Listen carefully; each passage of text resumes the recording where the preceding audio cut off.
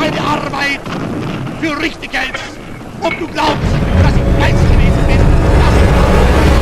dass ich in diesen Jahren...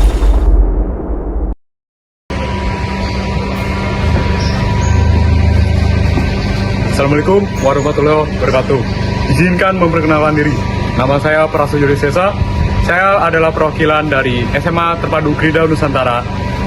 Saya tingkat kedua. Hari ini saya akan menjelaskan dan mengulas tentang buku Perang Eropa Jilid ketiga karya P.K. Ojong. Buku ini dibuat oleh P.K. Ojong dan diterbitkan oleh Buku Kompas pada tahun 2020, tapi direvisi lagi pada tahun 2023. Buku ini memiliki ukuran sekitar 15 x 23 cm, berat 405 gram, dengan jumlah halaman sebanyak 600 halaman, termasuk bab tambahan, epilog, ilustrasi, dan indeks. Pada buku Perang Eropa Jilid ketiga ini berisi dengan ujung dari akhir dari Perang Dunia Kedua, khususnya di Eropa, di mana Jerman yang akhirnya akan runtuh dikarenakan peperangan dengan Rusia dan kedatangan sekutu seperti Amerika Serikat dan yang lainnya.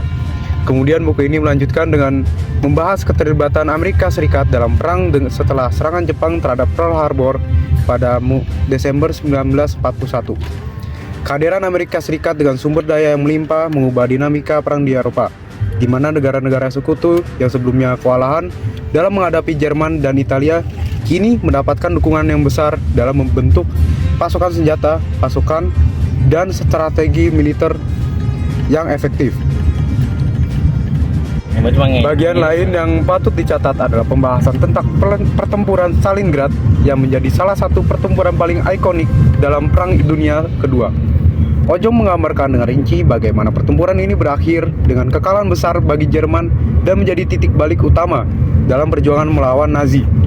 Di sini, Ojong mengajak pembaca untuk merenung tentang kekuatan semangat juang rakyat Soviet dan keteguhan pemimpin mereka, Joseph Stalin, dalam menghadapi invasi musuh. Dan selanjutnya, Ojong tidak hanya membicarakan aspek militer saja, tetapi juga berbagai dampak sosial dan ekonomi dan dari perang tersebut. Bagaimana perang mengubah struktur sosial di negara-negara yang terlibat dengan menciptakan ketegangan rasial dan memperburuk kondisi kehidupan rakyat. Dalam hal ini, Ojong tidak lupa untuk membahas penderitaan yang dialami oleh masyarakat sipil, terutama di negara-negara yang mengalami penjajahan dan kependudukan seperti Prancis, Polandia, dan negara-negara lain yang bergabung dalam poros Aksis dan Sekutu. Kelebihan buku ini adalah salah satu kekuatan utama di mana Ojong menghadirkan narasi yang menarik meskipun membahas peristiwa-peristiwa yang sangat kompleks. Buku ini tidak hanya untuk pembaca yang sudah familiar dengan sejarah Perang Dunia II, tetapi juga cocok bagi mereka yang baru mulai mendalami topik tersebut. Ojong mampu menjelaskan konsep-konsep militer yang rumit dengan cara yang mudah dipahami tanpa mengurangi kedalaman analisisnya. Bahkan, Ojong memanfaatkan sebagai sumber primer dan sekunder yang terpercaya. Jadi, buku ini sangat berotoritas dalam penyampaian faktual sejarah. Selain bergantung pada narasi umum, ini juga menyajikan pandangan melalui sudut pandang yang lebih luas, seperti peran-peran negara, bukan Eropa, dan kekuatan politik yang muncul setelah perang usai. Tetapi buku ini memiliki kelemahan juga, yaitu beberapa pembaca akan merasa bahwa Ojong terlalu banyak menampilkan detail yang bisa dirasakan berat untuknya yang ingin membaca sesuatu ringan.